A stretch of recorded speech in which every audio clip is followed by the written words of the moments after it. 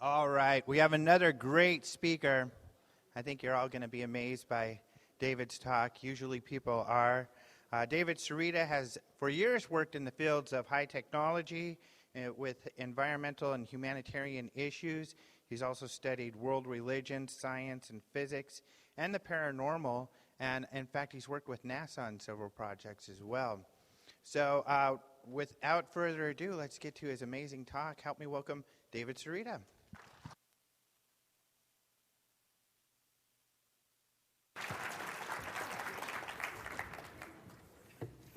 Good morning, space beings. Everybody has their spaceships parked outside, and we've all come from different solar systems and planets to be here. 2012, the end of the Mayan calendar, marks a very, very special point in the clock.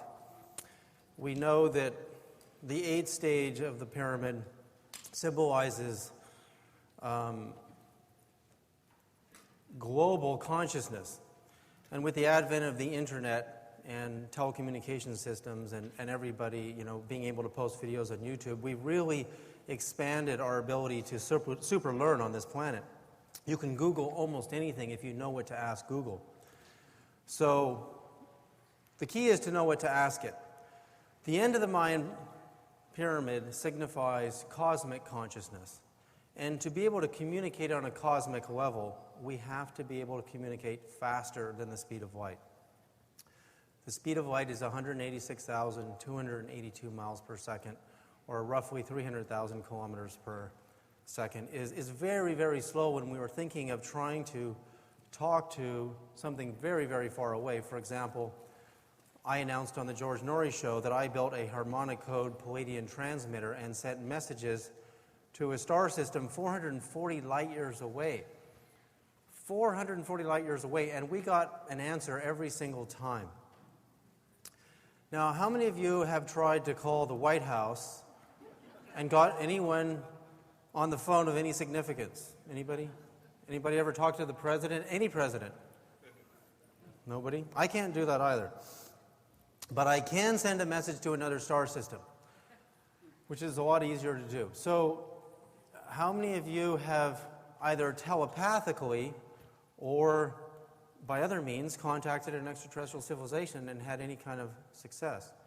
There's some of you, definitely. Good. So we know that's easier than talking to anybody in our own government. And getting somebody to listen is even harder. Now, it's one thing to send a message to another star system or to the White House, but to get someone to listen is even more special. So, without further ado, I know when I announced this claim on the George Norrie show that it seemed to go over his head, and he thought, now how is that possible? I mean, we can't, here's the guy with a little device that he's sending into the quantum universe, and these giant SETI telescopes are looking for signals from extraterrestrials, and they can't find anything, and we're spending a lot of money. But yet there are several people in this room, including me, who have made contact. Well, last time I presented at this conference, years ago, I went into my discovery on differentials, the hidden harmonic codes of the universe. And near the end of this presentation, I'm just going to speed through it here. Those of you who can speed read are probably reading all of this right now. Okay, you're done. Go home now. You got the whole thing. So, we found the Great Pyramids of Egypt were in the same ratio as Orion's Belt. And this is not a discovery I personally made. This is a discovery of Robert Bauval and Graham Hancock and many others. But I started looking at the Great Pyramids and realizing what they were made out of. They were most likely a piece of technology that I believed what are known as crystal oscillators.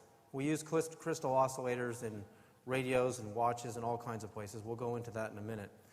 And I believe they were used, at the very least, as a faster-than-light telecommunication device to talk to this star system, the Orion's Belt, which is over 1,000 light years away. So if the Pleiades weren't further away enough, 440 light years away.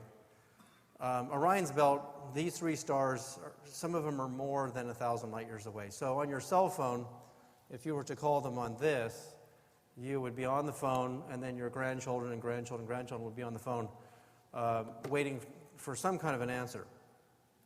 Well, obviously, the universe, the Creator, made this really, really hard. Really hard. I mean, why did it have to be so hard?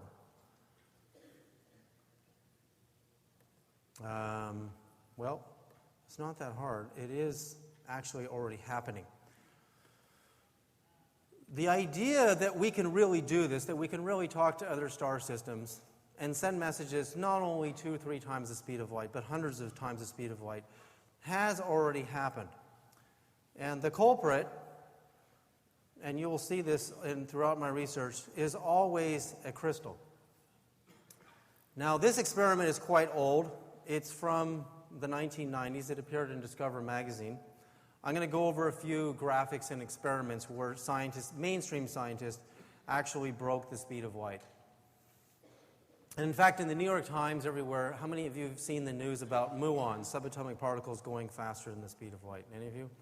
So notice how it's all happening as we got into 2012. Suddenly, everything is faster than light. Was Einstein wrong? So this experiment, and I've talked to Dr. Raymond Chow at Berkeley, University of California, Berkeley. He works up in the Lawrence Berkeley National Lab up there. And he doesn't know why it happened. He just knows that it happened. And you start here with what's called a down conversion crystal as your light source. Very important that you're using crystal light. And the two beams are separated off from each other and bounce off these mirrors. And one beam goes on its regular path towards a detector that detects the speed of that little beam of light. And this other one right here goes right through another crystal. A little thin silica sheet. Silica and quartz crystal are the same thing. And this little sheet, so thin, accelerates the photon, the particle of light, and it ends up going 1.7 times the speed of light. C is the speed of light. Utterly amazing. And I talked to Dr. Chow, and I said, I know why that's happening, and we talked about it. And he didn't seem to understand why a crystal could do something like that. This is the actual source of the beam of light. Now, if you didn't use a crystal as your light source, this probably would not happen. For the last year, I decided, what do I want to read? What do I want to study? More than anything, I wanted to study solid-state physics, which is not as complicated as it sounds. It's the study of materials, rocks, metal, iron, crystals, all kinds of crystals. These little crystals, many of you may already know, have changed everything about our lives. We have cell phones and laptop computers because of little tiny crystals inside of things called transistors and crystal oscillators. No electronic device today, modern electronic device today, would work without a crystal. Now, this is Raymond Chow's experiment. What actually ends up happening, this is the slice of quartz or silica here. And the wavelength, you see the frequency of the wave here is really high, really long waves. But when it goes through the crystal, it quantum tunnels into a narrower slice of oscillations. So its frequency goes up, its energy actually drops, because if your frequency goes up, your mass actually and your energy go down. So why does crystal make light go faster than light? Well, when you look at inside of materials are little things called lattices, which are geometries. Little tiny geometries, and everything from iron, plastic, crystals, and all different types of gems have these different structures. And silica, which is glass or quartz, happens to have a tetrahedron or three-sided pyramid structure. I was really interested in that because I said, well, that will explain how the photons went from a wavelength like this and then suddenly microtunneled into the geometries, because what ends up happening is the geometries actually force the wave to go into a really high frequency oscillation. And pyramid structures on the apexes of the pyramids here. If a wave was coming like this along here, it would go into the pyramid and oscillate and pop out this end over here. If it was coming in this way, it would pop out this end or this end. And the points at the tops of the pyramid, the oscillations get very, very high. Another experiment. This one is even more amazing. Dr. Li-Jun Wang, NEC Labs at Princeton University, got light to go 300 times the speed of light. That's fast enough to get to the Pleiades in a very, very short period of time, because they're 440 light years away. So you're talking about only a couple of seconds to get to the Pleiades. How did he do it?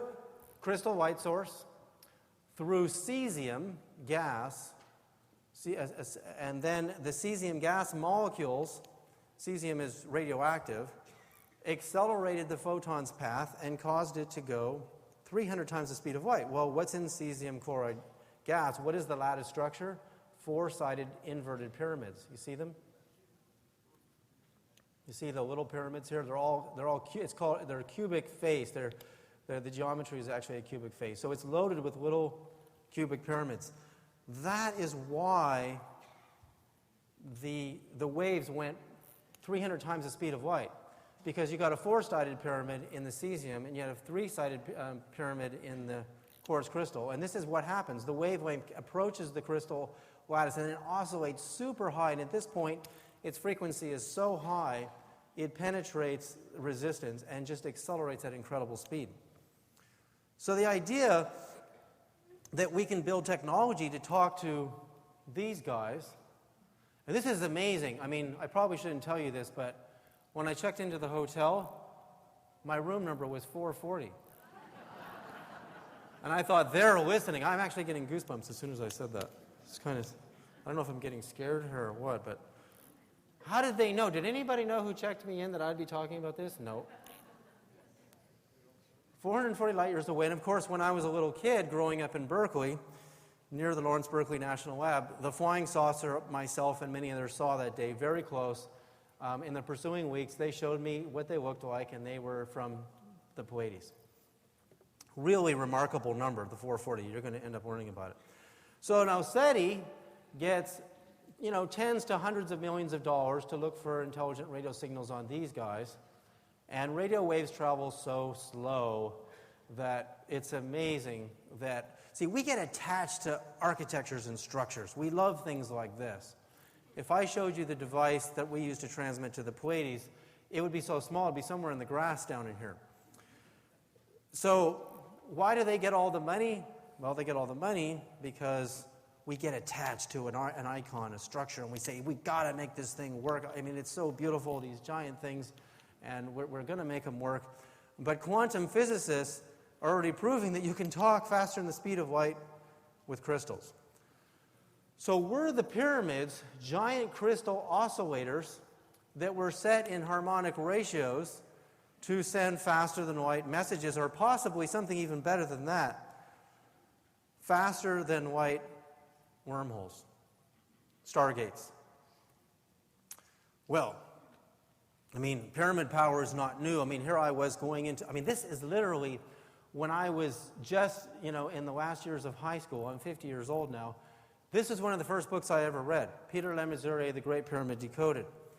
And when I read it then, I didn't know as much about math as I know now. This is an absolute must-read book, an incredible piece of work. I had all the math I needed in there to test my theory out, because people in the past have tuning forks, and they've tested the resonances of the King's chamber and the Queen's chamber, but nobody before that I know of has looked at the pyramid as an electronic crystal oscillator and did the math to calculate all of the frequencies inside of it, which I have done. And you're going to get to experience them, actually.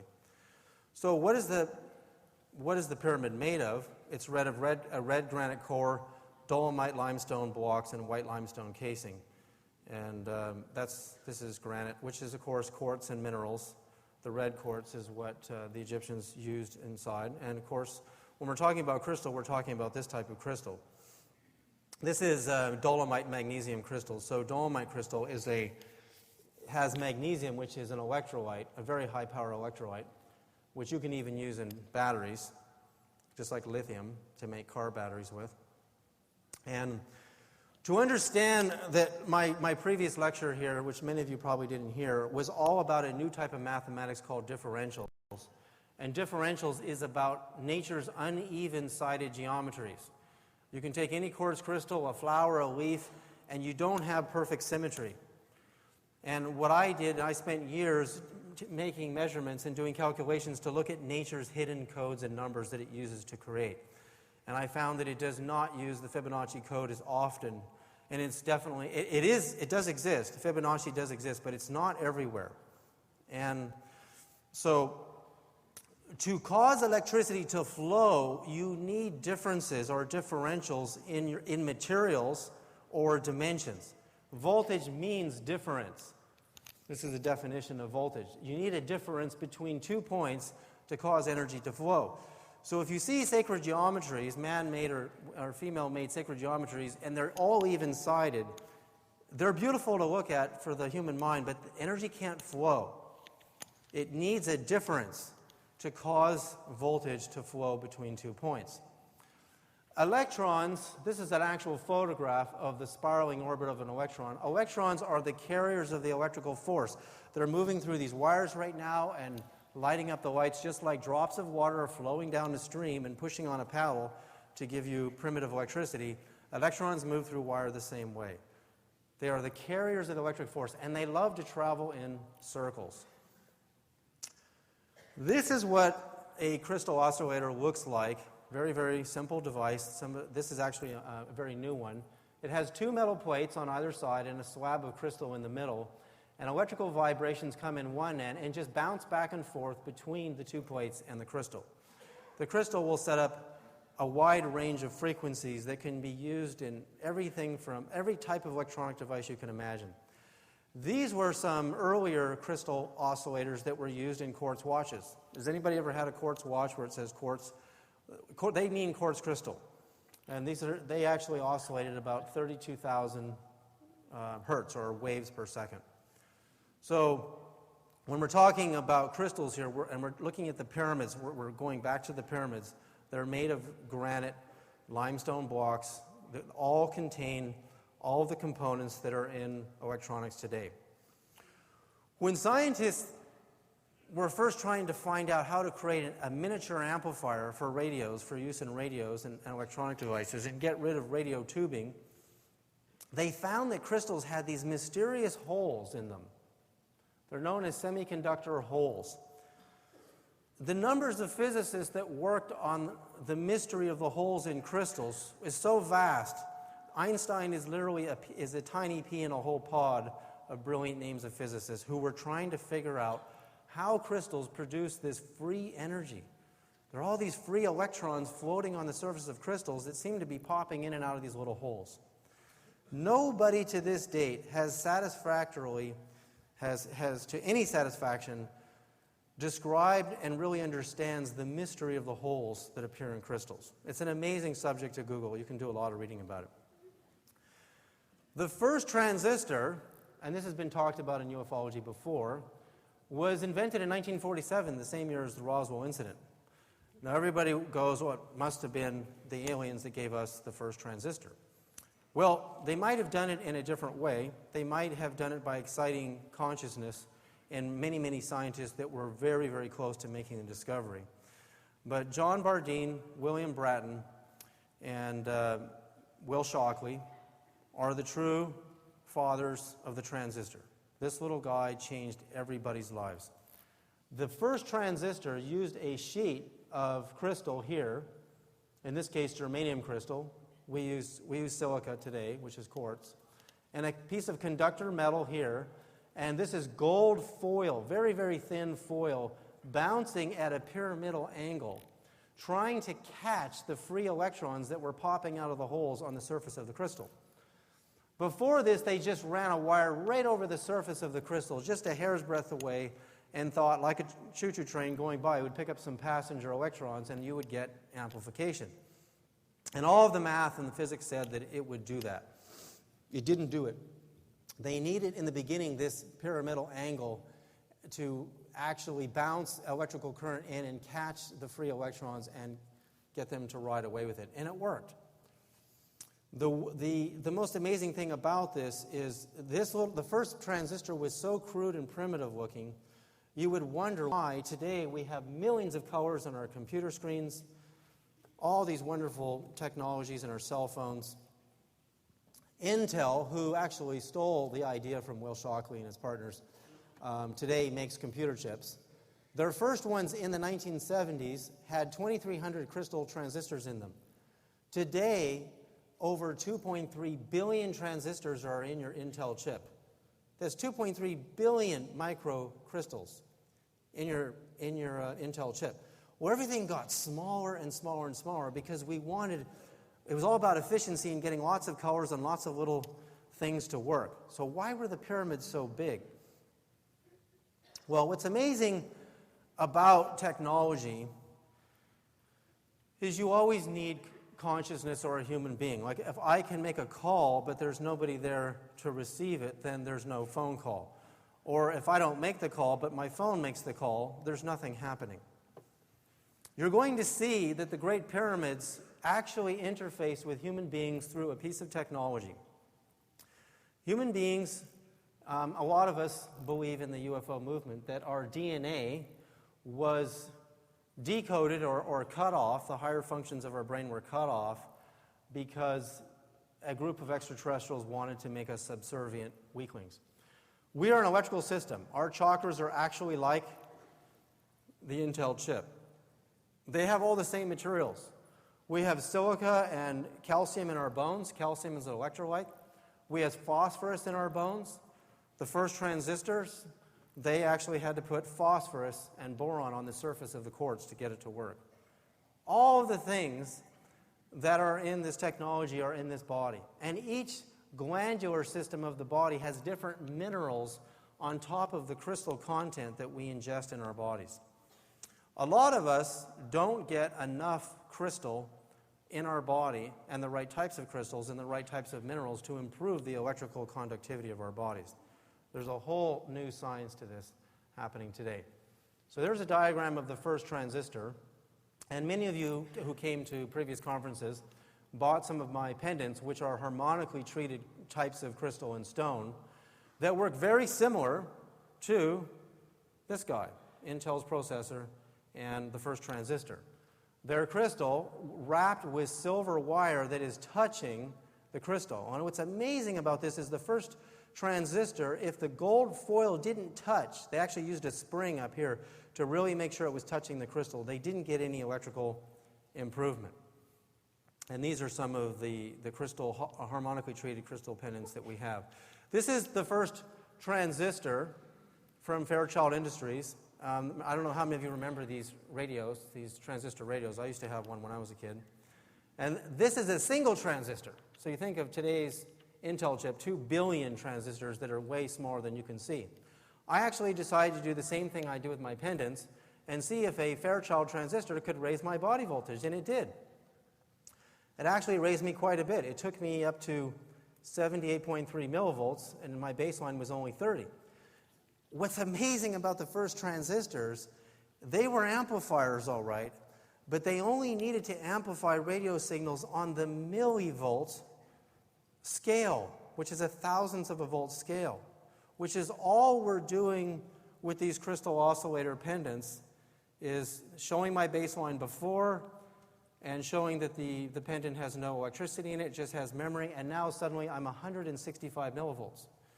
And this is really amazing. This is new because everybody wanted to know if I could get any amps out of my crystals. Because volts times amps equals watts. So to have real, true energy gain, you've got to have some amps. No human beings I've ever tested at the microamp level on the meter here, which is the millionth of an amp level, ever show even a 1. But with my pendant, I'm 7.74 microamps, which is utterly phenomenal. I mean, really incredible because there's nothing, it's not a battery. I'm only storing harmonic codes and information in these to do this. Now, you're going to see how all this relates to the Great Pyramids. That's where we're headed. Now, voltage causes current, which is amperage, to flow. So when you do your total math, volts times amps equals watts. If you have a 100-watt light bulb, You're just looking at how many volts. Well, it's 120 volts in America times a certain amount of amps to get your light bulb to go that bright. So we decided to do aura camera testing on a person before. You see this woman's aura is very broken. This is a very advanced aura camera, and with the crystal. Now, this is very significant because we are a psychic electronic system. We have crystal and mineral content in our bodies. And if we want to talk or send messages telepathically to anyone, the radio is much better, the bioradio is much better in this state than in this state. The only difference is only a matter of minutes of exposing this body to harmonically treated crystals. Well, this is really exciting stuff. You got to Google this one.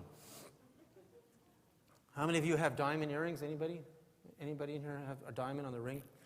At Cambridge University, this just happened. Now, it's really amazing. You know, remember, 2012 is all about cosmic consciousness, and that means cosmic communication faster than light. Physicists entangled two diamonds, and they started talking to each other faster than the speed of light at Cambridge University. They're not sending radio waves to each other, which travel so slow. They're going through Einstein's spooky action at a distance, which is a function nobody really understands. So if you can entangle two diamonds and then separate them at any distance you want and talk faster than light through the diamonds, could the ancient forefathers and foremothers of Egypt have entangled the pyramids with certain harmonic codes so that they could send messages, not telepathy, real technology messages faster than light? Well, crystal has memory. In fact, they may be the hard drives of the future. They have far more memory than today's computer hard drives, which look like this. Some of you have taken your computers apart, can see this. They have magnetic film or magnetic strips. So they use a form of magnetism of tiny magnetic strips and little sectors called bytes to store data. Well, crystals can store infinitely more information on a very, very small space than magnets. So that's where we're headed. What do human memory and computer memory have in common, our DNA? Well, we know that our body has magnetic properties, it has electrical properties, it has crystal, it has all of the abilities to store information and data inside of it. So we know that the heart of our bodies is our DNA. Dr. Fritz Albert Popp, a very brilliant German physicist, discovered that biophotons, which are living photons of particles of light emanating off of all living things, are actually sending messages faster than the speed of light from the DNA. So we're already transmitting, part of our signal is already faster than light. He found this between plants, and they do very, very sophisticated timing devices to measure the speed of these types of communication. So we know that living systems, which are a different type of crystal than a non-living system. Living systems have silica, quartz, and actually a lot of different metals and minerals that might resemble rubies and emeralds and things like that in the body on a very, very tiny scale. In fact, a lot of the yogis in India there's a great story of a place called Ganesh Puri in India where Muktananda's guru, great guru, said that all these yogis would come to bathe in the water there and drink the water there, and they would get powers, cities. They could materialize food and things with their mind and gold. You know, people have heard of Sai Baba materializing the gold. Well, it's not just the meditation. I mean, I've been meditating every day for 33 years now, and getting powers is very, very difficult compared to getting into high bliss states of consciousness. What makes some of these yogis very powerful is what they're ingesting in their bodies are rare gems and powdered crystals that are floating in the water. Where we live, today, a lot of people are drinking bottled water that has virtually nothing in it. So were ancient transmitters like the pyramids needed, did they need an electrical activation device to turn the pyramids on? Now, how many of you have seen this, the Dendera light? A lot of you, good. Well, I don't believe it's a light bulb, and for good reasons, I'll point out. One, have you ever turned on a 500-watt light bulb and stood right next to it? You go blind. Now, look at the little people under here. That's us. Those aren't children. And notice they're meditating. And the gods, and when I met the Pleiadians, they were about 8 feet tall. They're this tall. And he's holding a wand that has a coil which has a positive and negative input here and a cord coming in here. And this little guy here called the Djed, I believe these little rings are coils or magnets. And so I built one. I decided to build one. I have it in the box here. You'll be able to see this on my table. We stripped a flashlight tubing out. This is very heavy. And I built a crystal oscillator in here. A very, very nice one. And we have rubies and gems and sacred geometry. I actually built sacred geometry crystal oscillators, which no scientist has ever built today. These are brand new technology. You're going to be amazed what this thing does. Amazed. And you'll really understand what the pyramids were for. Let me just show you what it can do.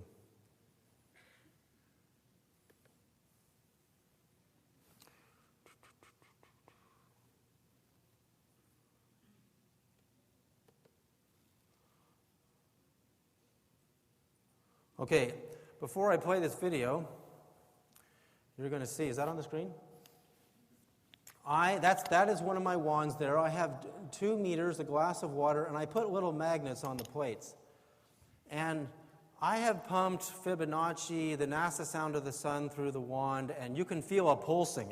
If you hold a magnet in your hand, it will really vibrate.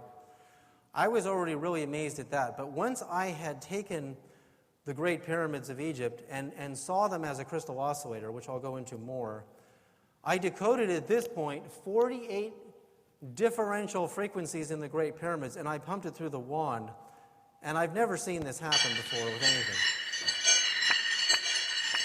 The magnets, and you'll be able to see this. I'm literally creating, you see, if the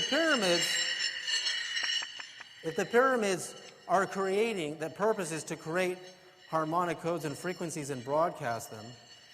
With today's technology, you can create those same frequencies without a pyramid, and you basically have a hologram of the pyramid, which is what this thing is doing. My meters are showing over 400 milligauss in harmonic energy fields, over 500 there for a minute. And I'm only putting 50 watts in this thing, which is no power at all. At this point, there's 48 pyramid frequencies. I'm now up to 200 pyramid frequencies. What the magnets do now is really astounding. I mean, I can't even believe it's numbers that are differential numbers, meaning they're not the same numbers, they're slightly different numbers because the 4 sides of the pyramid are slightly uneven. The differential causes the magnets to go crazy like this and spin around in these amazing geometries. And my wife and I started pulsing this wand into our bedroom at night, and instantly she goes out of body within the 30 minutes that it was running, and a being shows her a timeline of these great events that are about to happen on the earth. Remember, with the Dendera light bulb, they were meditating under it. They were sitting in meditation. Your DNA is getting activated by this thing. It's actually sending out a very, very powerful magnetic field, but it's pulsing with these very, very sacred numbers. The numbers are so astounding to look at, but there's so many of them. I'm not ready to go public with the numbers, but I do have the actual frequencies available for people. There's actually 9 levels of the Great Pyramid. So we look at the Dendera light, and again, we see the meditators, the humans, and we see the gods. What is this device for? Well, in my opinion, the device was to turn the pyramids on. Now, scientists know today, as soon as you put crystal in the presence of a strong ionization, electrical ionization field, the electrons, which are normally bound into little orbits around the atoms, jump out and get free. And when they get free, they start spinning into incredible geometries depending on the shape of that energy field. Now, this is an ancient Egyptian clue. We can see the Djed here, and we can see the symbol for the coil. Anybody who studies schematics and electronics today knows that this little symbol here it has mystical possibilities as well, which is what a lot of modern interpretations are. But it's clearly the signature of a coil, and that's what that signature is. So I built my interpretation of the digit here, and I just put magnets, like poles, north poles facing along a brass shaft, and when you hold them next to the transmitter, they vibrate. They start to shake. So that tells you the reason for the digit is to, when you're transmitting, you know it's turned on, you know it's working, so that you're not, you actually have a meter to detect the presence of a strong magnetic field. So this is where, mine built, there's a crystal oscillator core in here, there's a dual differential electromagnet, a totally different type of electromagnet, and there's rubies in the face and geometries, because rubies have when they're activated, they have amazing properties. Those are also available to people who want them. Now, the way I got onto this whole idea, and this didn't happen very long ago. Coming up to the conference, I was just pumping out the last of the 9th level of the Great Pyramid only 2 days ago. But I recently saw Patrice Pouillard's new film on the Great Pyramid, and an anonymous mathematician, this is what tipped me off to do the math myself. He didn't decode the frequencies in the pyramid. He found the speed of light in metric, which is 299,792 kilometers per second, or 299 million meters per second, was coded in the base of the Great Pyramid. And all it was is you just took the radius of this dimension times pi, and which you get a circle, and you get your circle length, and then you go to the corner and you get a bigger circle, and all he did is subtract the distance around the bigger circle from the smaller circle, and he got a number so close to this, to the speed of light. It is utterly astounding to think that an ancient civilization knew that number.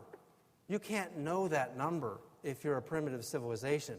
There's no way. You need modern technology to know the speed of light, the actual number in meters per second. Well, I thought, why would the pyramid want to know the number of the speed of light? Well, because the speed of light is too slow to talk to a distant star system. It couldn't have been that. It couldn't have been that. So I'm thinking, what is it? Well, if it's a crystal oscillator, a giant crystal oscillator, which we use in electronic devices, well, you need to know the speed of light to calculate the frequency, because you need to know how many times an energy wave goes into the speed of light to calculate its frequency. I said, this thing, just like my theory told me years ago, this thing was a giant crystal oscillator. So we know that it used to have, it has 3 dimensions of stone. It has the granite in the middle, and granite has a little bit of nuclear radiation emitting from it, very, very weak level. There are other researchers. There's a film called The Pyramid Code. How many of you have seen The Pyramid Code? Anybody? Oh, not many. A good little documentary series online. There are other researchers that have proven that the pyramid produces electricity. So it has a power source. It seems to draw on natural movements of water through the Nile, moving through limestone and different materials underneath the ground of the Great Pyramid, very similar to the kind of minerals that were found under the fields in England where you have the crop circles. And we know that in the time of Christ even, there was a lot of the white limestone casing on the outside. So you had the granite in the middle, then you had a limestone that had a lot of magnesium in these blocks, and then the outer limestone casing apparently does not have the magnesium or the dolomite in the crystal. And so the theory was that it was an insulator. The outside was an electrical insulator, so you could protect the actual electrical activity inside of it. No, that's not my discovery. There are other people, and I'm not sure all of the names of the people that led to that discovery, but I don't like to take other people's research, usually, without mentioning their names. Now, I am relying on the great work of Peter Le Mesurier and all his forefathers and foremother researchers on the pyramids. I'm not relying on these people's work on the pyramids as a power source, because I already had the idea that it was a crystal oscillator before that. So initially I thought, well, what if the possibility was that when people, they say that all of the outer casings, the shiny white blocks, were all stolen and taken off. Has anybody heard that theory? They were all robbed and they used them. And I thought, why would you steal limestone off the Great Pyramids? Well, it's possible the Muslims would do it because, and there are stories that they did, because Muhammad clearly adhered to the Old Testament ideas that you couldn't have any stone carvings that represented gods or gods. And the Muslims have blown up, sacred Buddha statues and anything that resembles the gods of any sort. And so did they do it because of that? And then I thought, well, the steep little shelves you get on the pyramids are perfect shelves to wrap gold wire all the way around to make a coil all the way up the sides of the pyramid and then cover it with limestone to protect the gold and insulate it.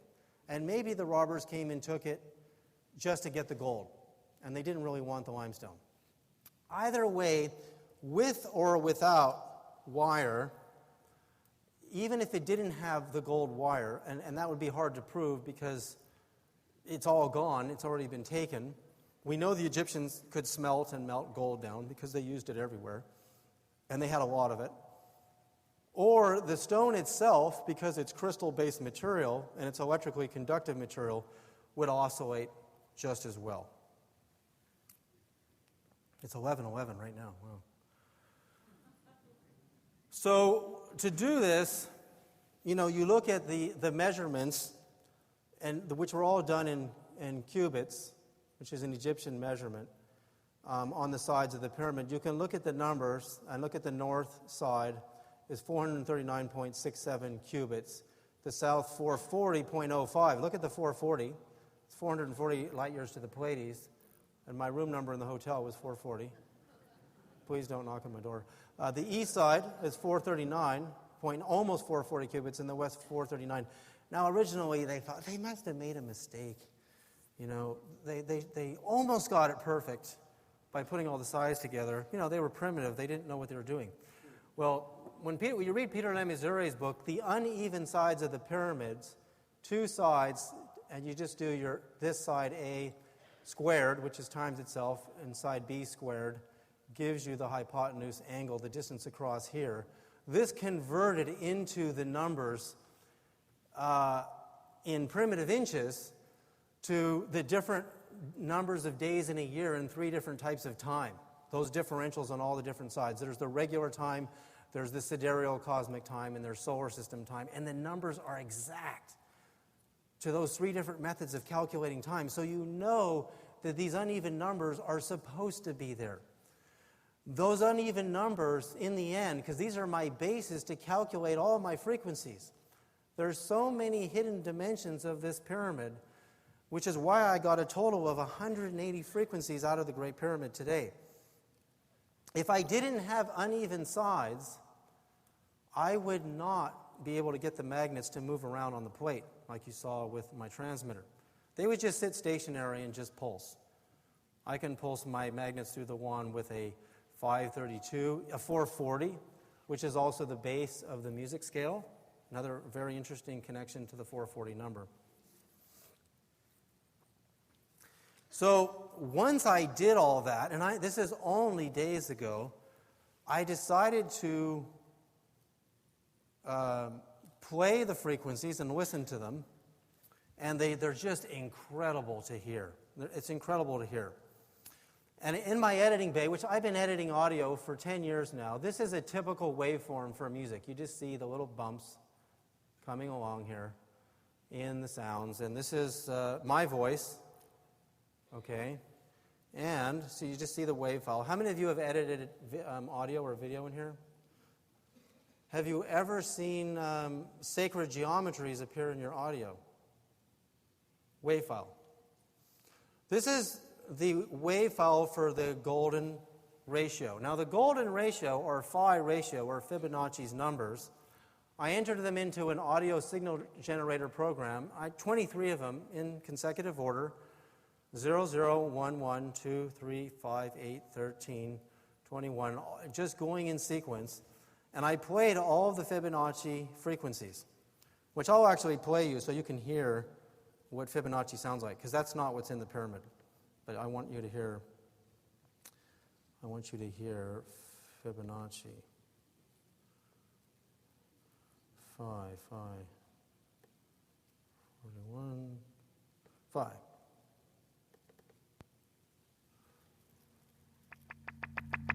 That's what Fibonacci sounds like. It's kind of nice to meditate to.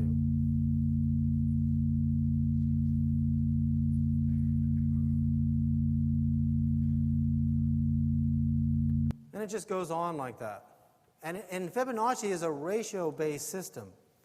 But when you listen to the Great Pyramid, there's a lot of levels of the pyramid here.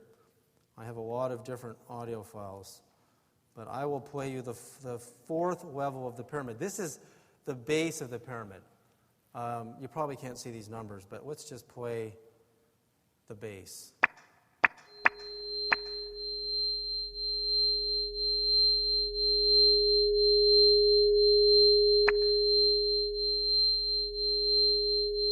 It's got highs and lows blended in. It's going to it modulates up and down because of the differential. A steady frequency will sound the same the whole time, just like phi did.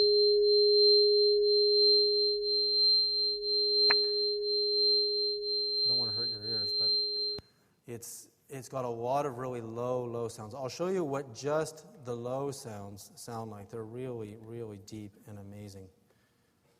I'll go to 41A.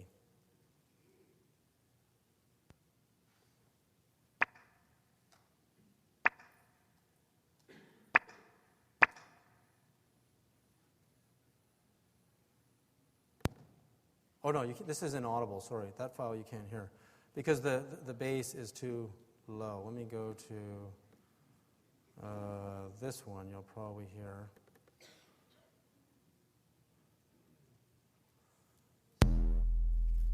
There was information there, you just couldn't hear it.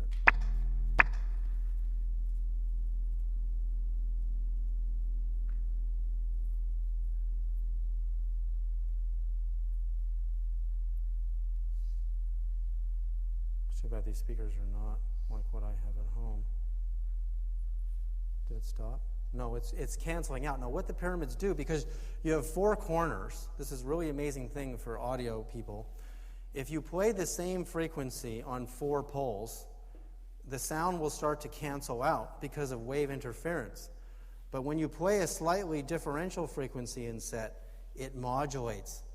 It cancels out, and then it comes back.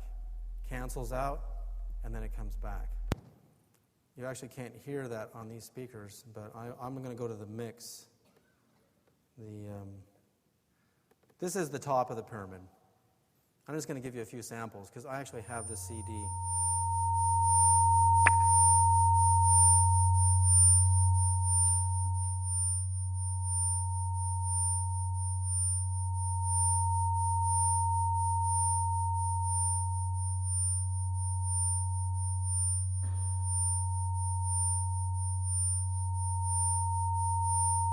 Now that particular one there,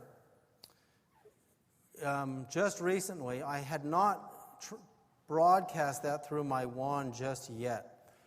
It made the magnet on the plate just fly around so much, and the magnet just flies off the plate. The 9th level of the pyramid, the 8th and 9th level of the pyramid. And I'm only putting like 60 watts in. If I put 1,000 watts in, it might actually cause some levitation effects.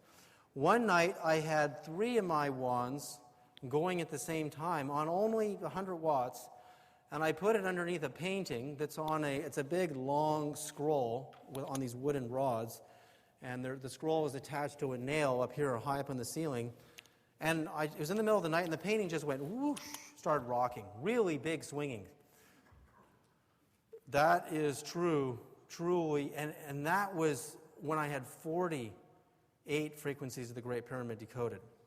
So we're looking here at phi. the golden numbers, which do exist in the pyramid, but these are nothing compared to this. You see the geometries in here? The spiraling waves wrapping around, and look at all the pyramidal shapes. This is only one, this particular wave file has 20 pyramid frequencies in it. So this is before I did all my blending. I don't know how well you can see the little diamonds in here. And there's waves wrapping into each other. And 10 years of editing, I've never seen this. This one has little diamonds, little tetrahedrons, pyramids showing up in the wave file. This is one particular frequency in the pyramid that later gets blended into the pyramid. And this is, like, you can't see them all, but these are now, each one of these tracks, they're so beautiful when you zoom in on them. You can see all kinds of patterns and geometries. All stuff that I've never seen in 20 years of editing inside of the pyramids. In this particular one, you can see, it's almost like fractals when you zoom in on it, when you look at a fractal geometry. And of course, it has pyramids built into it, inside of the fractaling. This one looks like a typical Fibonacci fractaling, although that's not, those numbers are nowhere near Fibonacci. So what is happening? Now notice the waveform, the spiraling waveform.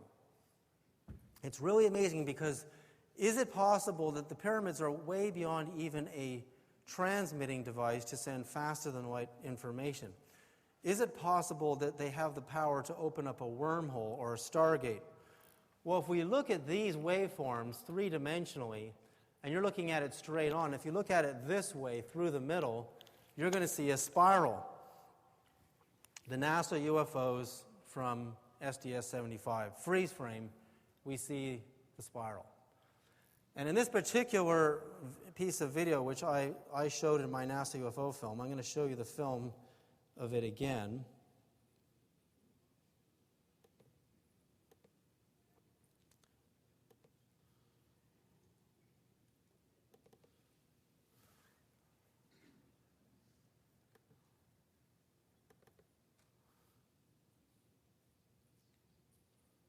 Oh, it won't let me open it.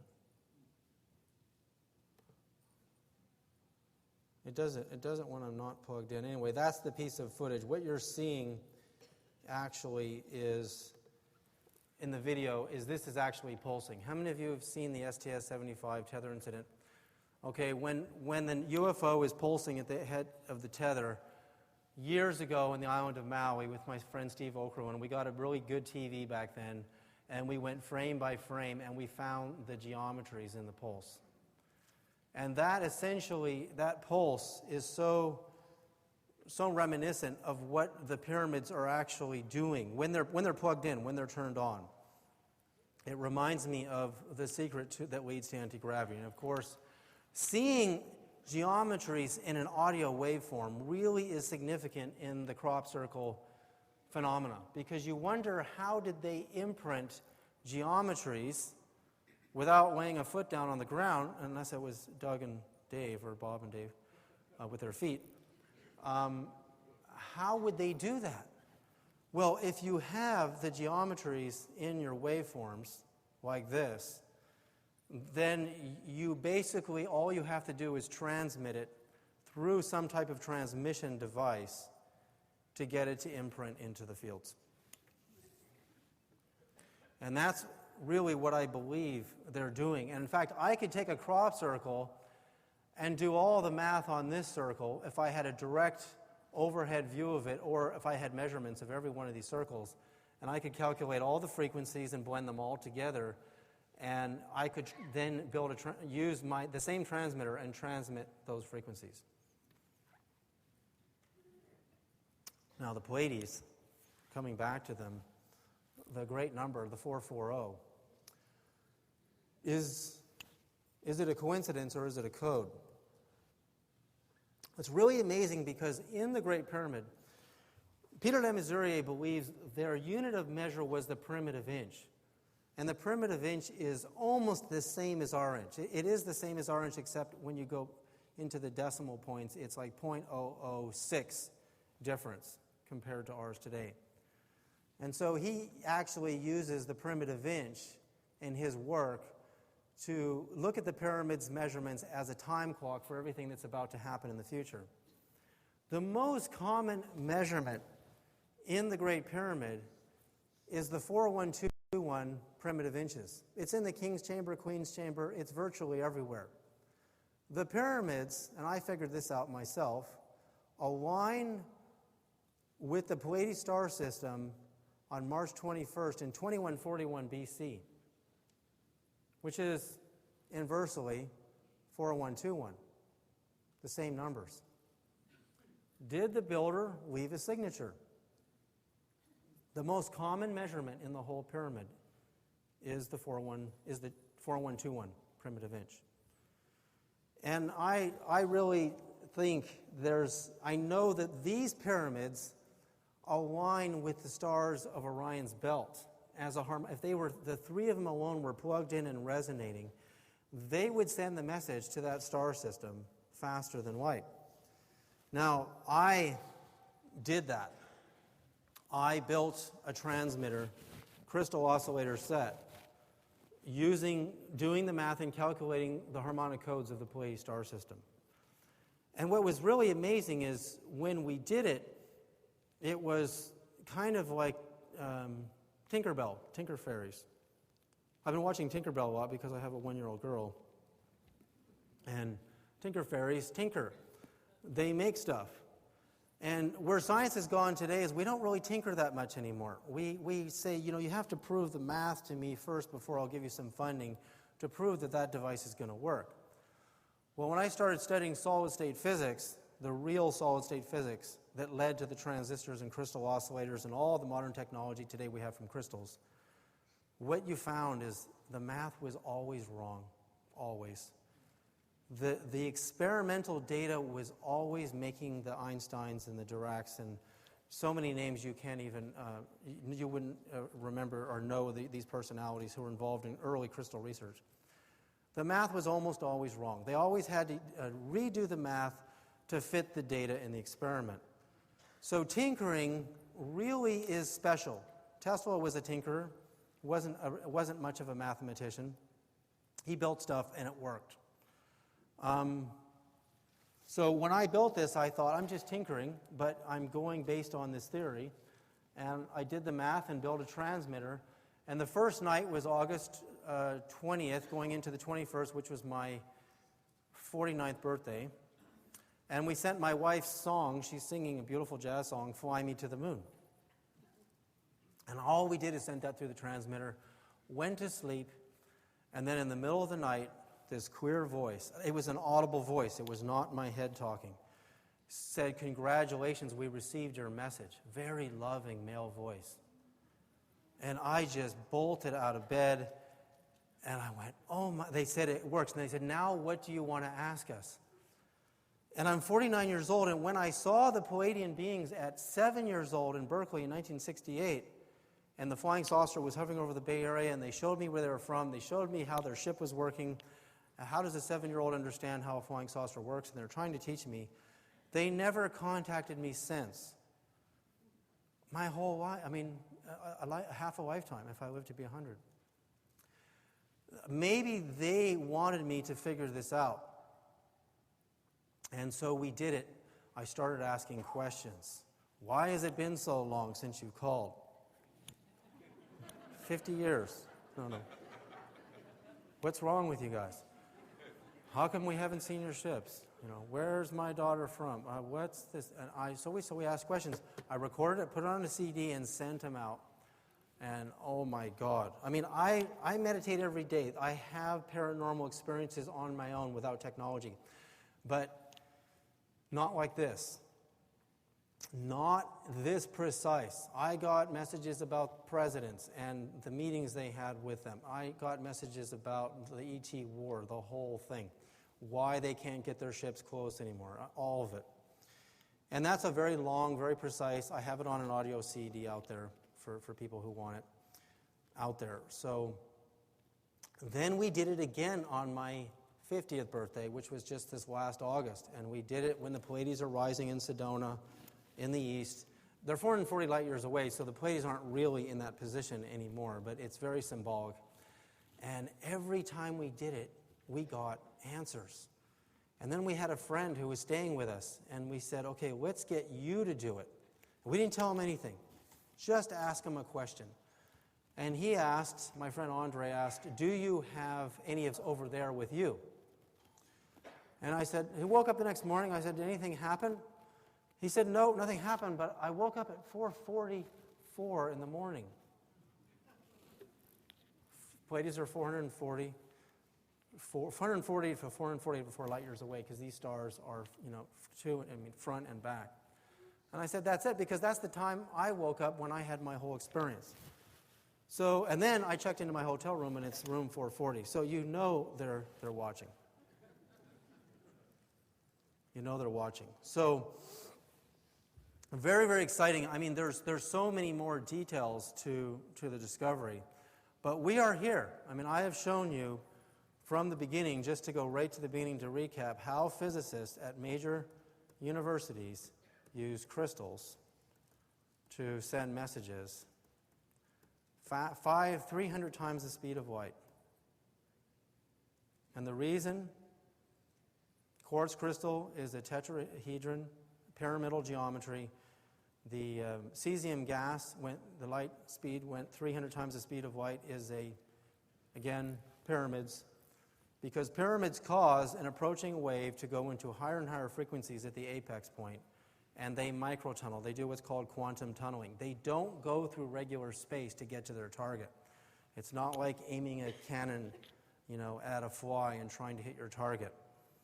Years ago, NASA sent the Beatles song, across the universe to Polaris, the North Star. Very, very primitive stuff. It's the quantum universe that we can send messages through on a very small scale with very small devices that can get us to another star system. Now, another thing some people have asked me is, well, if you sent a message to the Pleiades, how did they know you were calling? And who picked up? And that's an important part, because if I try to call the White House, hi, it's me, David Sereda, quick, they hang up. You have to have a relationship with somebody in your target. Somebody must know you. How many people here believe that they lived in the Pleiades in a previous life? Or anybody? There's a few hands. I believe I was from there. I actually asked them if my daughter Alira, who was born on October 23rd at 1414 time code, if she was from there. And when I got home from the hospital, she was like 4 days old, I put her picture on Facebook, and I went outside and I looked at the Pleiades, and a blue shooting star went right by the Pleiades. Right by them. Now, when I went on George Norrie to talk about the Pleiadian transmitter, I didn't say this on the air because I couldn't. The show was over. I talked about how I built the device, and we made contact, and I don't think George Norrie believed me. I went outside with my friend Mark Cuthbert's night vision goggles, and I looked at the Pleiades, and shooting stars were going right in between me and the Pleiades, and there's no meteor storm going on, nothing. And what are the odds that my position on Earth and that star system and right between us, these things would just go shooting by only around that star system? And then one did this. Not a shooting star. They were showing me they were listening. So that is where we are today. This is ancient technology. This shouldn't be getting funding anymore. We need to, my dream is to build much larger oscillators than this and build an actual pyramid project where we can build pyramids, even 30 feet high in ratios of these star systems and actually make contact on a much bigger level, possibly even a physical portal stargate with a much larger waveform. I believe they could physically move things with the pyramids. I mean, we know, how many people know about pyramid power? You put a pyramid you put a tomato in it, and you put one outside of it, and the outside one rots, and the inside one doesn't. Sharpening razor blades. My brother was working on a construction of a house in Vancouver Island in Canada, in Chesterman's Beach, and the owner of the house, Jeff, made his pyramid the exact dimensions of the Great Pyramid and aligned it to true north. And when they were building it, and I've been in this house, incredible house, the ground is flat, very, very even ground. Somebody threw a pocket knife, a box-cutting knife. Jeff said, "Can you throw me the knife?" And he saw it land on the ground by his feet, and he did this, and he went down, and it was gone. And he had his whole construction crew scour the ground to look for the knife, and it was gone. Now, where did it go? I really think this is bigger than just the messages getting transmitted faster than the light. I really think this is how they were doing it. These devices have resonance today, to this day. But as you saw, they require a power source. They require something to turn them on. Now, whether the Dendera light itself is the power source, I don't know. If this is what turned the pyramids on, I actually think it's possible there was a much larger device to turn it on. Further down the Nile, how many of you know Wayne Herschel's work, The Hidden Records? Ooh, only a couple. You must read Wayne Herschel's book, The Hidden Records, because he proves pyramid complexes further down the Nile, all the pyramids in the same ratio as the Pleiades star system. The pyramids on Mars, he superimposes where the face on Mars and the pyramids are, the Pleiades star system, and they match to all of the pyramids. Tikal, Central America, pyramids match to the Pleiades. The mounds in England, the ratios. Ratio is the key. When you're creating a harmonic set, ratios and all of the frequencies matter. See, what is the secret to not only sending something faster than light, but what is the secret to quantum entanglement? Because you see the two entangled diamonds. Let's go back to the diamonds and picture these as diamonds. And picture another set just like them in another star system, in Orion, that is like the diamonds. And they're entangled, and we know that scientists can entangle two diamonds, and they will communicate instantly, faster than light, regardless of the distance. That's technology. That's not consciousness doing it. The parameters of entanglement, what entanglement means is two particles, whether they're light or electrons, they share the same harmonic magnetic quantum properties. And those properties all correspond ultimately to frequencies of each function in a wave.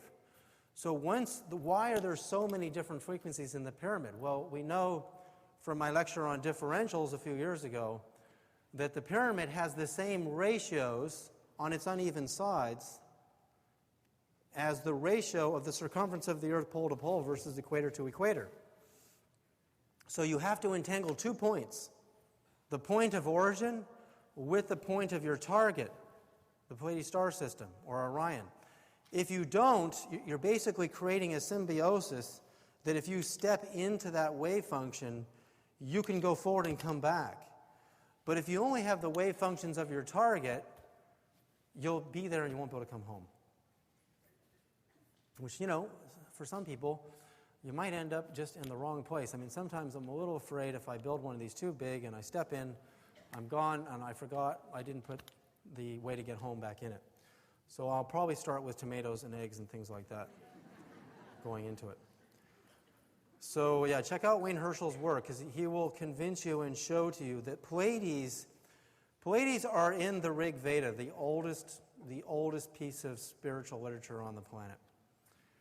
The god from the Pleiades Kritika in the Rig Veda, which dates, according to Indian scholars, at least 13,000 years BC, which takes us to the last great pole shift and great epoch in history. Kritika comes from the Pleiades to archive human DNA and take it back with him to the Pleiades. So they are there. They've been with us for a very, very long time. And their numbers, the 2141 BC, is when the scored lines, I didn't mention that, the scored lines in the pyramid, the descending passage, lines up with the Pleiades in 2141 BC, which is, modern scholars believe that's when Khufu used it as a tomb in 2141. But there are scholars today that believe that it's much, much older than that, and I believe it's much older than that. But that is the resident signature, I believe, of who built it. So that is the end of my presentation. We have 20 minutes left for questions and answers. Thank you very much. Oh, you can get the pyramid frequencies at my table. They're very exclusive frequencies.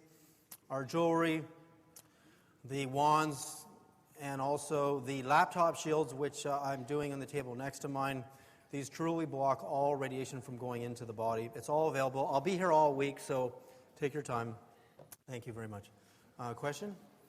Are you saying that the people who were so excited that the neutrino went from St. Louis to Minneapolis at 1.06 times the speed of sound have never heard of crystal oscillography? No, I'm not saying that.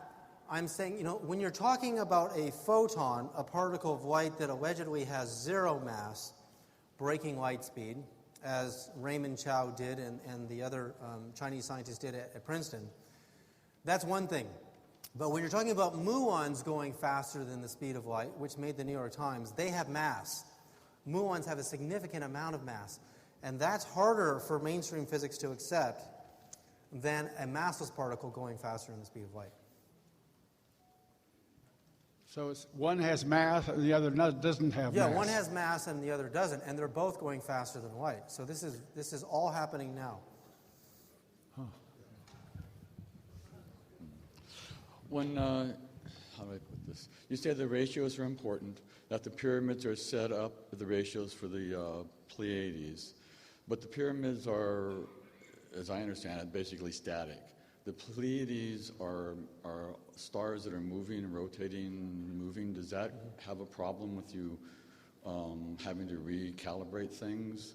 Like, the pyramids have worked at one specific time, but not now, type of thing, or? Well, I don't believe the pyramids are turned on right now. And if they did have gold wiring going in the square wave all the way down the base, being hooked into each shelf, and the wire was stripped out by gold hunters, then that part of it wouldn't work. But if they didn't have the gold, they would still work, because a crystal oscillator only needs an activator. It needs an ionizer to get the electrons to start spinning inside of the material. If my question, if I'm understanding myself right, is while the pyramids are static, they are what they are now. Mm-hmm. But the Pleiades are not. They are stars that are in some way moving. What you see today, Sure. Sky supposedly is not what you saw, 100 years ago, 1,000 years ago. So the pyramids would have been tuned to the Pleiades at a specific time. That's a really good and complex question. Yes, I mean, entanglement means entangling the like vibrations of two distant or near objects, whether it's an atomic structure or diamonds, and them being able to communicate with each other faster than the speed of light. Now, that won't change regardless of position, because once you've entangled them, it doesn't matter where they go. You can move a diamond here or do a diamond there. They still talk faster than light. So what you're saying is the pyramids are essentially entangled with the Pleiades regardless of what? Whoever did the entanglement initially. See, there's two ways to entangle. One, you have to initially have everything close together, because they have to share the same wave functions. And once they memorize it, because diamonds or crystal have memory, just like a hard drive, but vibrational memory is different than data memory. And then you separate them, they talk faster than light. The next thing you can do is calculate the mathematical harmonics of a distant target without them ever having been in the same space. And that can be done through ratio. It's a lot more than ratios, but that's where you start. You start with ratios. Thank you. Yes, David, the last time you were here, speaking about differentials, you spoke about a project to create a propulsion-type module. Can you give us an update on that effort? Well, I got a lot of people after my last lecture who wanted to talk about giving me funding.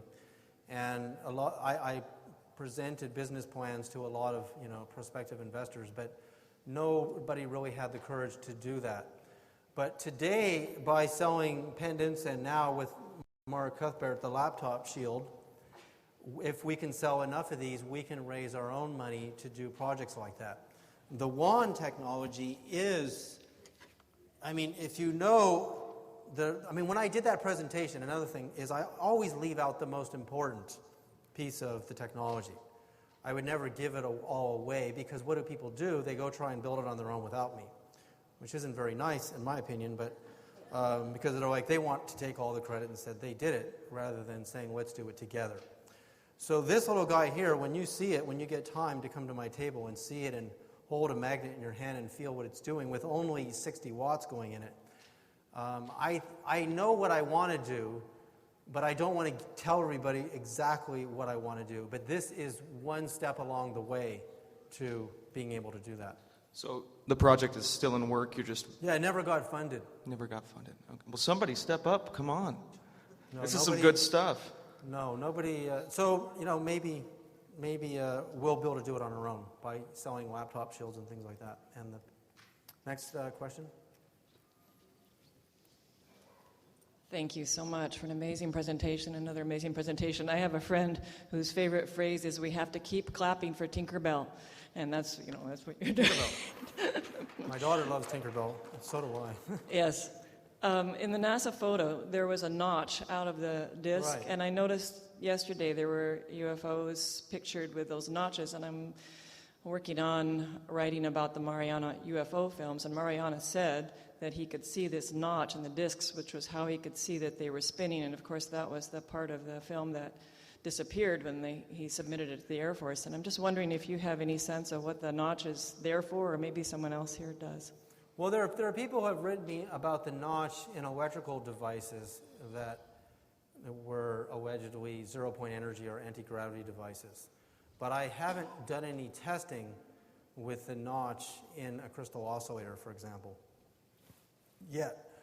It's very patient when you're limited to what your funding capacities are to build something in a single year and to get a small business going and then buy another power supply, another thing that you need.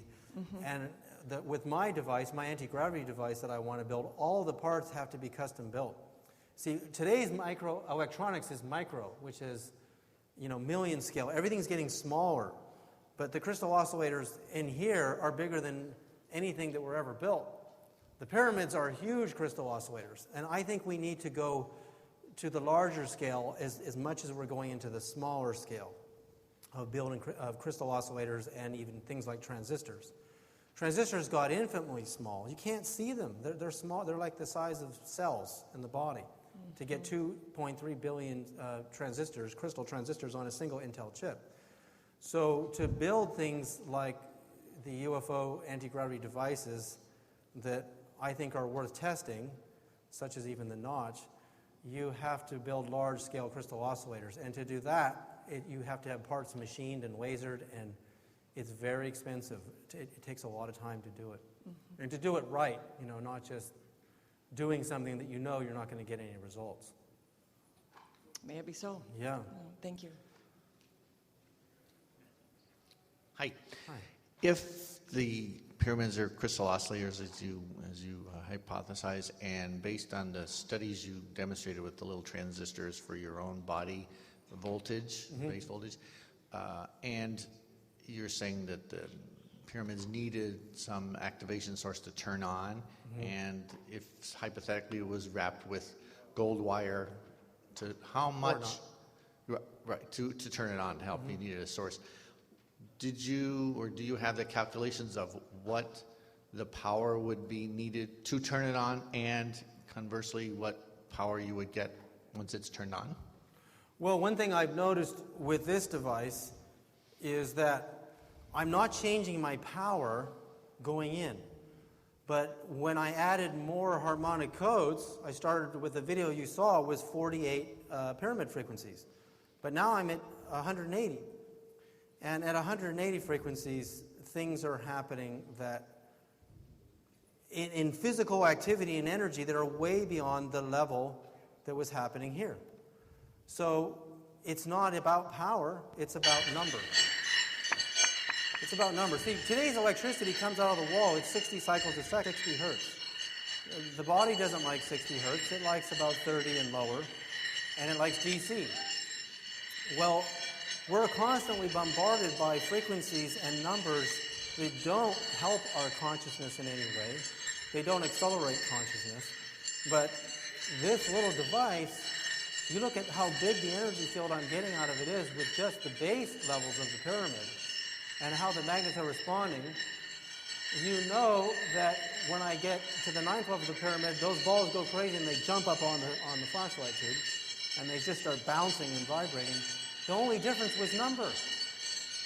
But the wand that you said has 50 watts of power to turn on. I plug this into a stereo amplifier and I can control it. Now, if I put up more, to answer your question, I'm already getting more activity out of this only by changing the numbers. My power supply is limited to about 100 watts on the particular amp that I'm using right now.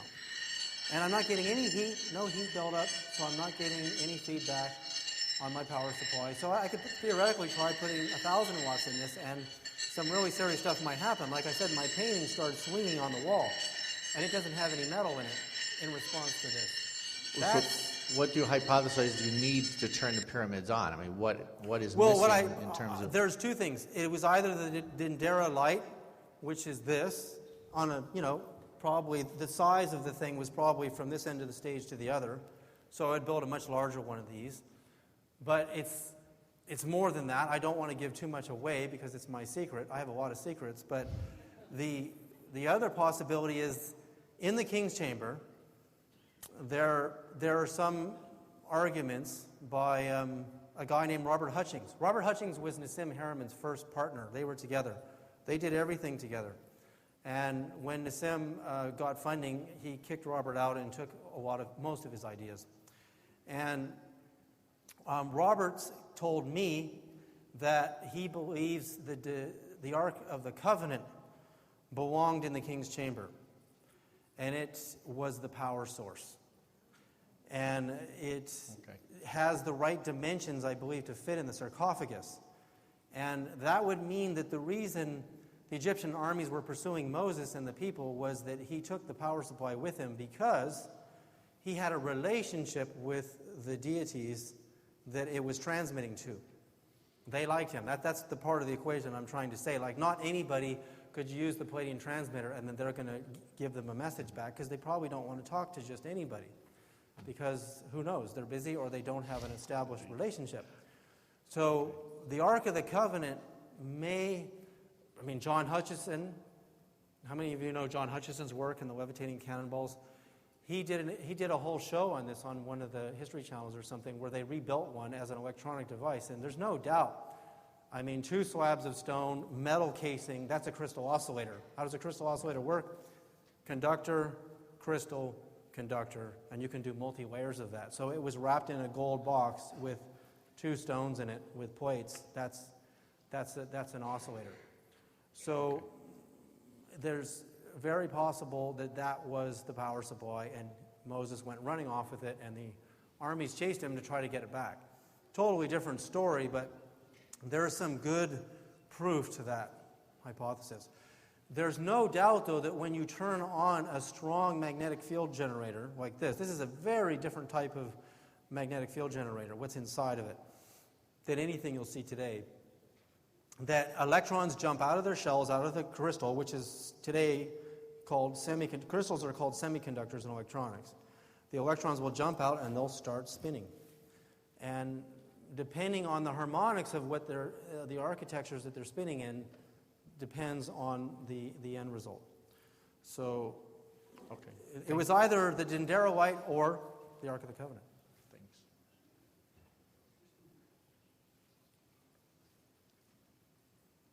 Thank you for About your 5 more wonderful minutes. presentation.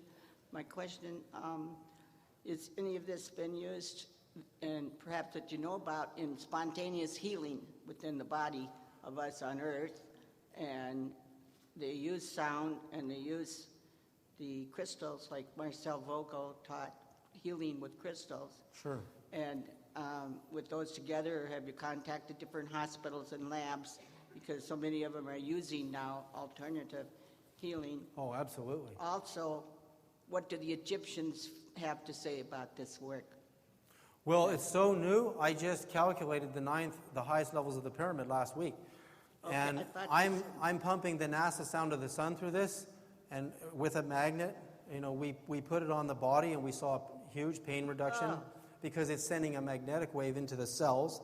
But we know that DNA responds to magnetic fields, so essentially, I can transmit the pyramid frequencies into the DNA with this. If a person's holding this, then they're going to get a download to their DNA. And the people sitting under the Dendera White, that's probably what they were doing. The gods, the 8-foot-tall Pleiadians, or possibly from another star system, were using the wand on the humanoids to cause some sort of an activation. And it might have been a ritual. Those humans, the little people under the transmitter, were probably ready to receive it. They probably didn't give the transmission to the common person. They were probably priests. They were probably priestesses that were in the presence of the device to get an activation at that level. Okay.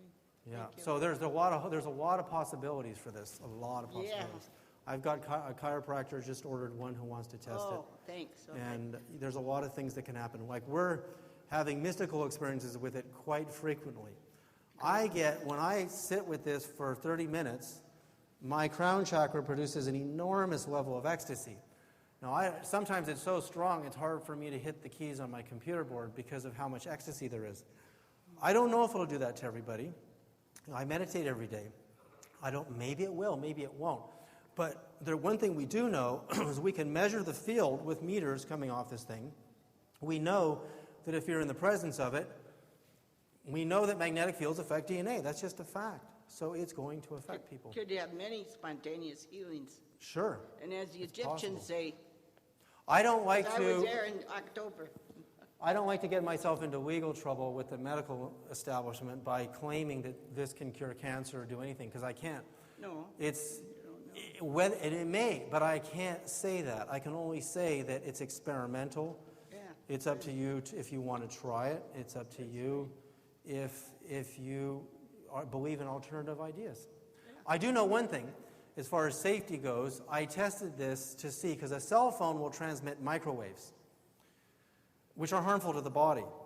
There's no microwaves coming off of this. I have a meter. I can show you. It's only a pulsed magnetic field. Then there's no evidence that a magnetic field can harm anything. A microwave can. This produces lots of microwaves. Your laptop produces lots of microwaves, but this doesn't produce any. Thank you. Thank you. I just became aware, 2 more minutes. or was just posted a couple of days ago, a photograph on Linda Howe's Earth Files site of the Kukulkan Pyramid in Mexico, at Chichen Itza. And there was a series of 3 photographs taken by a guy who was taking photos of his daughters. And in one of those photographs, there's very obviously energy being emitted from that pyramid, from the apex of that pyramid, and it's very collimated energy. I mean, it's just a column of light shooting up into the atmosphere. And I was wondering if you were familiar with that photograph. Apparently, the photograph is actually a couple of years old, and I can't vouch for the authenticity of it. But if it could be shown that that photograph was authentic, Well, you see it's a remarkable photograph, and it would be, I think, an excellent one to include in your presentation, number one. And number two, that would imply that whatever it is that makes a pyramid work in that particular one remains functional, and it might be a good idea to focus on studying that pyramid to find out how it's done. Well, absolutely. I mean, it still has its apex, for one. And two, I've been down there. The material in the stones at Chichen Itza is, I believe there's a lot of calcium in the white blocks, and calcium is a really good high electrolyte, which is, of course, our bones are calcium, phosphorus, and the first transistors were crystal and phosphorus and boron.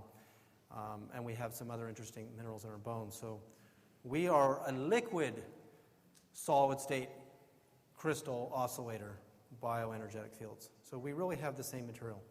Thank you very much, everybody. That's the end. I'll be here all week, so...